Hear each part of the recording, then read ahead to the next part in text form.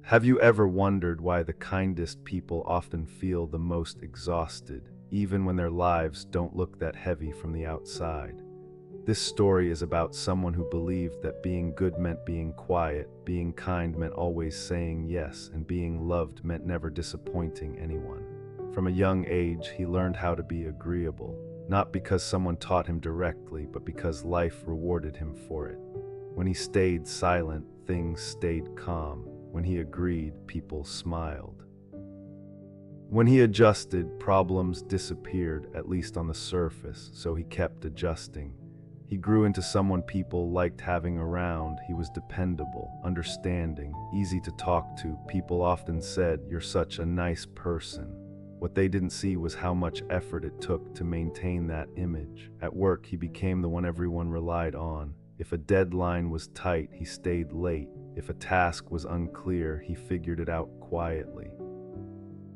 If someone made a mistake, he fixed it without pointing fingers. When meetings ended and praise was given, his name was rarely mentioned.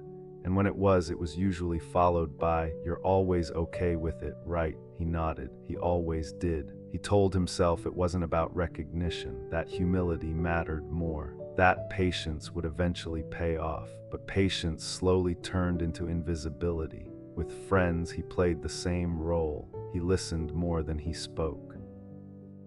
He replied faster than anyone else. He adjusted his schedule to match theirs. If plans were canceled, he said it was fine. If messages went unanswered, he assumed they were busy. If jokes crossed a line, he laughed along. He didn't want to be difficult. He didn't want to lose people. What he didn't realize was that he was slowly losing himself. At home, conflict made him uncomfortable, so he avoided it. He swallowed words that needed to be said. He chose silence over honesty. He believed peace meant the absence of arguments, but peace built on silence doesn't last, it just grows heavier.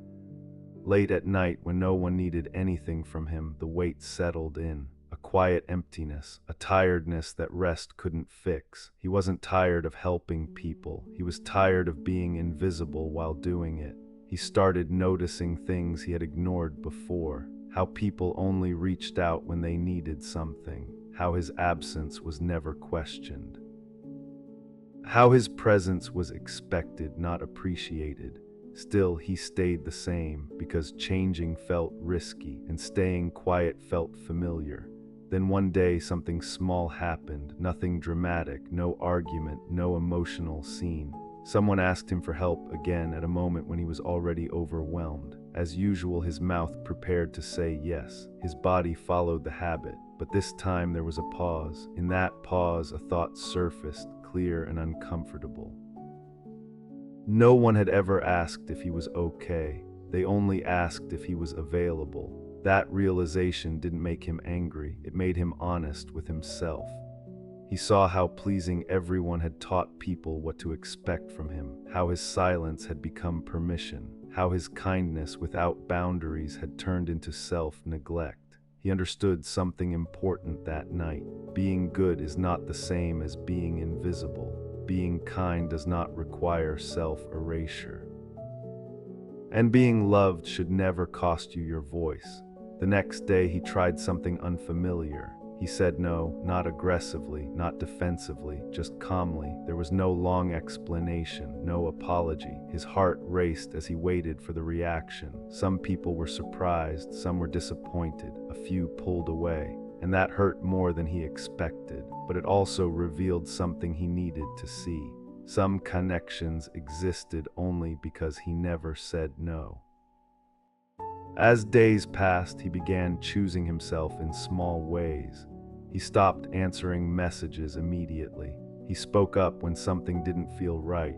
He allowed pauses in conversations instead of filling them with agreement. It wasn't easy.